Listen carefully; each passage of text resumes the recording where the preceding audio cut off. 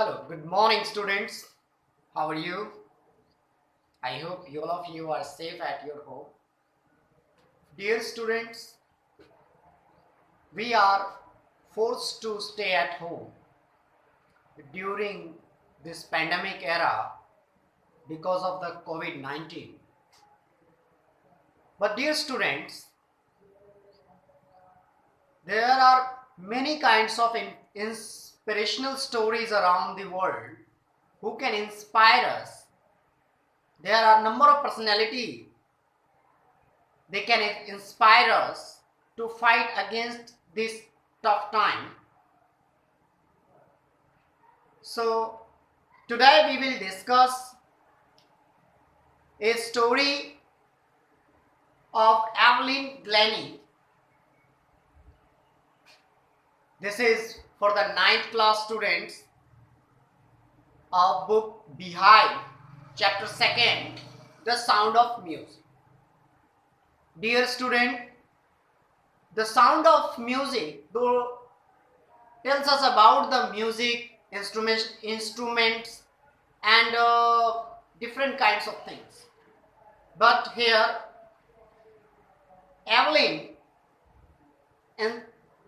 Evelyn's life inspires us. This story is an inspirational story. She was physically impaired, means cannot hear sound, though what she achieved, a great inspiration for all of us. So today we will discuss this story and we try to inspire from this story. Let's start this chapter. This is the second chapter, The Sound of Music. Part 1, Evelyn Glennie listens to sound without hearing it. Evelyn Glennie सुनती है आवाज को बिना without hearing it, बिना उसे सुने हुए. कैसे, चलिए देखते हैं. Rush hour, crowds jostle for position on the underground train platform. Rush hour मतलब भीड़ भाड़ वाला समय. जॉस्टल मीन्स पुशिंग रफली, किसी चीज को धक्का मुक्की करना, ये जॉस्टल कहलाता है. खासतौर पर जब आप प्लेटफॉर्म पर होते हैं. यहाँ जो प्लेटफॉर्म का सीन बताया जा रहा है कि क्राउडेड समय है, जॉस्टल आवर है, and everyone try to push each other at the underground platform. A slight girl means छोटी लड़की. A small and thin girl looking younger than her 17 years was nervous yet excited. अपने 17 साल से भी कम उम्र की दिखाई देती हैं एक छोटी सी लड़की जो नर्वस मतलब किसी चीज से डर लग रहा हो. पहले कोई काम करने से पहले जो हमें डर लगता है उसी को हम नर्वसनेस कहते हैं. लेकिन फिर भी वो एक्साइटेड है, उत्साहित है. कैसे? As she felt the vibration of the approaching train, जैसे वो ट्रेन के आने की वाइब्रेशन को फील करती है तो वो थोड़ी नर्वस होती है, लेकिन साथ साथ वो एक्साइटेड भी है. It was her first day at the prestigious royal academy of music in London. Prestigious, बेशकीमती, अनमोल, बहुत ही अनमोल मतलब बहुत शानदार. ये उसका पहला दिन है. It was her first day, यह पहला दिन था. Prestigious royal academy music in London, London के प्रेस्टिजियस म्यूजिक अकेडमी का उसका पहला दिन था. And daunting enough for any teenagers fresh from the Scottish farm. Daunting means frightening. ये थोड़ा सा सबके लिए, खास तौर पर जो फ्रेशर होते हैं, फ्रेशर मीन्स जो एस्पायरिंग्स होते हैं, जो पहली बार कर रहे होते हैं, तो उनके लिए ये थोड़ा सा एक डॉन्टिंग मोमेंट होता है, कि फ्राइटनिंग मोमेंट होता है. तो इनके लिए भी, ग्लेनी के लिए भी ये एक तरह का एक डॉन्टिंग मोमेंट है, फ्राइटनिंग मोमेंट है टीनेजर्स के लिए. टीनेजर्स मीन्स आप लोगों ने साइंस में पढ़ा होगा टीन्स जो 13 और 18 के बीच आते हैं और 19 के बीच में, उसे हम टीन्स कहते हैं। 13, 14, 15, 16, 17, 18, तो ये जो टीन्स होते हैं ये टीनेजर्स होते हैं, यानी नॉट क्वाइट यंग और नॉट क्वाइट चाइल्ड, ना तो बच्चे होते हैं और ना ही क्वाइट डेवलप होते हैं, ये टीन्स होते हैं।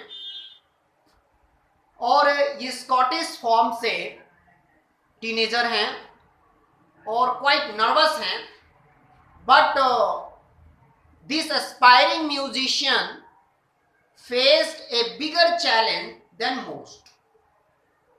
लेकिन ये aspiring musician, aspiring means to becoming, जो होने वाले हैं, जैसे आप लोग अभी 9th एस्पायरिंग है, अभी आप लोग 9th में जा रहे हैं, तो एस्पायरिंग म्यूजिशियन जो ये म्यूजिशियन बनने वाली हैं, ये एक बहुत बड़ा चैलेंज फेस कर रही हैं जो कोई और करता।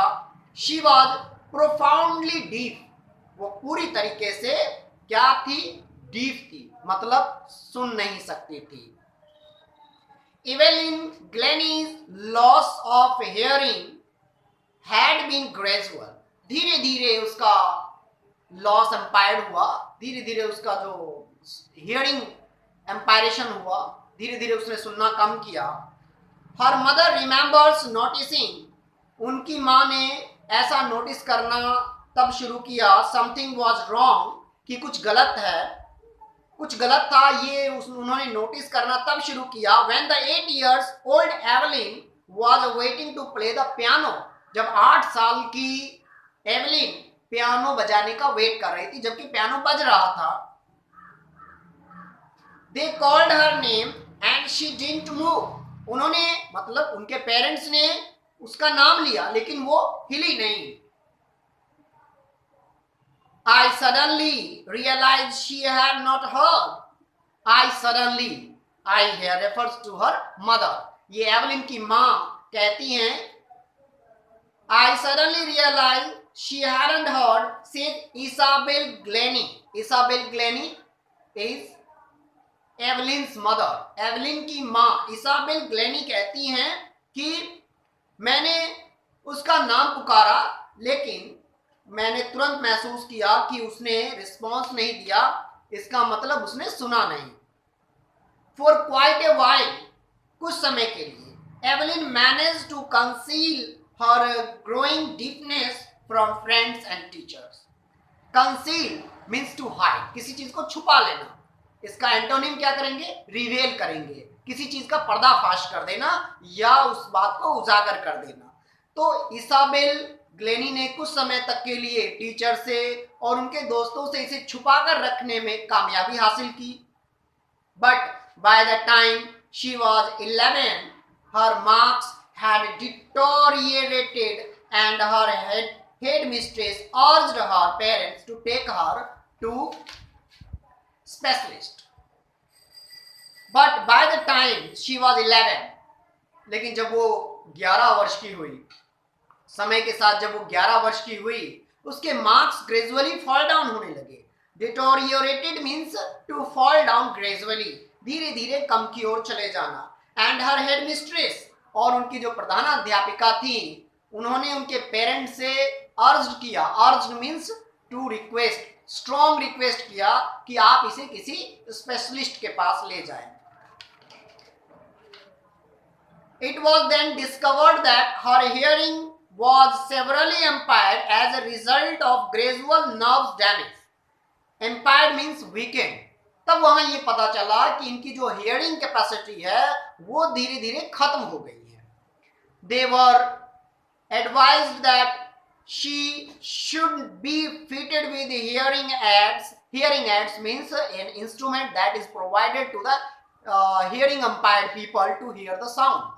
हियरिंग एड्स, उन्हें ये एडवाइस दिया गया कि वो हियरिंग एड्स लगाएं, मतलब कान में सुनने वाली एक यंत्र लगाएं। And send to the school for the deaf, और डीफ स्कूल में उन्हें भेजा जाए, मतलब जहां पर बहरे बच्चे पढ़ते हैं, जहां पर लोग सुन नहीं सकते हैं, ऐसे बच्चों को वहां पर पढ़ने के लिए भेजा जाता है, वहां उन्हें भेजने की सलाह दी गई। तो क्वेश्चन भी पूछा जा सकता है कि एवलिन को कहाँ भेजने का सजेशन दिया था डॉक्टर ने? तो हियरिंग अंपायर्ड जो स्कूल थे यानी डीप स्कूल थे वहां भेजने का इसे सजेशन दिया गया था। एवरीथिंग सडनली लुक्ड ब्लैक, सब कुछ मानो अचानक से अंधेरा छा गया हो। ये किसी के लिए भी हो सकता है। मान लो कि हमारे जीवन में अगर अचानक से ऐसा आ जाए कि हम सुनना बंद कर दें, हम बोलना बंद कर दें, हम देखना बंद कर दें, तो समझिए कि हमारे साथ कितनी मुसीबतें आ सकती हैं। अगर हम एक दिन अगर बिना बोले, बिना सुने, बिना देखे अगर हम रह लें तो समझ सकते हैं कि जो कितनी ज्यादा मुसीबतों का सामना करना पड़ता है। एक सिंपल सा एग्जांपल आज देना चाहूंगा। हम सभी अपने अपने घरों में बैठे हैं। सोचिए कि हम सिर्फ घर में रह रहे हैं, सिर्फ एक जगह बैठकर अपने घर में अपने परिवार के साथ हैं, तो भी हमें एक बेचैनी सी होती है कि बाहर जाएं, बाहर की दुनिया को देखें। तो सोचिए जो लोग डीफ होते हैं, जो लोग ब्लाइंड होते हैं, जो लोग बिल्कुल सुन नहीं सकते हैं, देख नहीं सकते हैं, तो ऐसे लोगों को कितनी मुसीबतें होती होंगी जो जीवन भर इस खूबसूरत दुनिया को नहीं देख पाते। तो कितना चैलेंजिंग होता है किसी के लिए जब वो खास तौर पर इस तरह के फेज से गुजरता है। तो ऐसा ही महसूस कर रही है Evelyn. But Evelyn was not going to give up. Give up means to lose hope, मतलब हार मानना। But Evelyn was not going to give up, लेकिन एवलिन हार मानने नहीं जा रही थी। She was determined to lead a normal life and pursue her interest in music.